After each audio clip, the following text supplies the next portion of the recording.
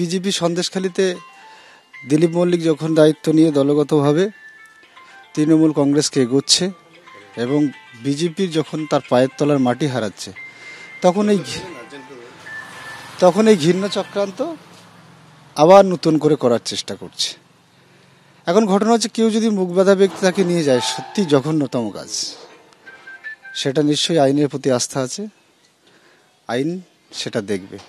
আমারও আইনের প্রতি ভরসা আছে। পূর্ণাঙ্গ তদন্তের ভিত্তিতে যদি এরকম ঘটনা ঘটে থাকে, তাহলে সেই দোষী যারা, তাদের শাস্তি হোক।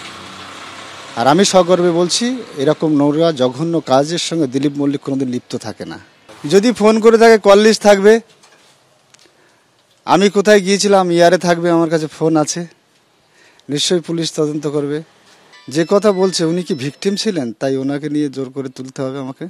নিশ্চয়ই তদন্তে না, উনি তো ভিকটিমের তালিকায় নেই। উনি আন্দোলনকারীদের সঙ্গে অংশগ্রহণ করেছিলেন। যখন ছেলেরা আন্দোলন করছিল জমি নিয়ে, যখন লিচের টাকা নিয়ে, তখন ছেলেরা চেপে গিয়ে মেয়েরা যখন সামনে আসে, তখন সামনে এসেছিল।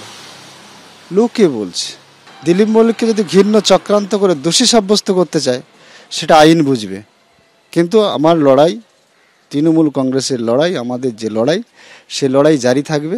যেদিন আমাদের মানল, সেদিনও বিজেপি আমাদের নামে অভিযোগ করছে। আপনারা দেখলাম যে দিলীপ মল্লিকের নেতৃত্বে কিভাবে একজন মহিলাকে, যিনি প্রতিবাদী মহিলা, তাকে তুলে নিয়ে যাওয়ার সমস্তভাবে চেষ্টা হলো।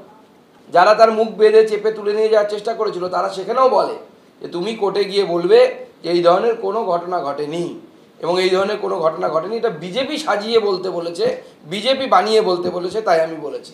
তাহলে পরে তোমাদের সব সমস্যার সমাধান হয়ে যাবে। এই যে মানসিকতা, এই যে চিন্তা, এটা পরিষ্কার সামনে চলে আসছে।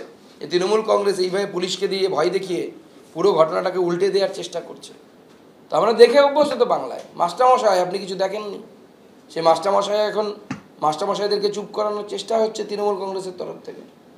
মামলাটা স্টার্ট হয়েছে 376D, 511, 506 এবং 25-27 আর্মস অ্যাক্ট।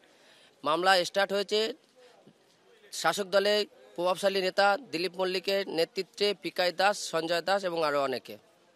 এই মর্মেই অভিযোগটা হয়েছে। এর মর্মেই অভিযোগ হয়েছে। যে সেকশনগুলো বললাম, সেই সেকশনের উপরে মামলা স্টার্ট হয়েছে। অভিযোগকারিনীর আইনজীবী যিনি বলছেন যে গণধর্ষণে শুধু নয়, ইভেন এমনকি আর্মস অ্যাক্টেও মামলা রুজু করা হয়েছে। হুমকি, সেই মামলাও কিন্তু ইতিমধ্যে, হুমকির ধারাও কিন্তু ইতিমধ্যে যুক্ত করা হয়েছে। এবং ইতিমধ্যে আমরা যেটা দেখলাম যে ওই অভিযোগকারিনী তিনি গোপন জবানবন্দি দিয়েছেন। এরপর দেখার বিষয় পরবর্তী পদক্ষেপ পুলিশ কি নেয়।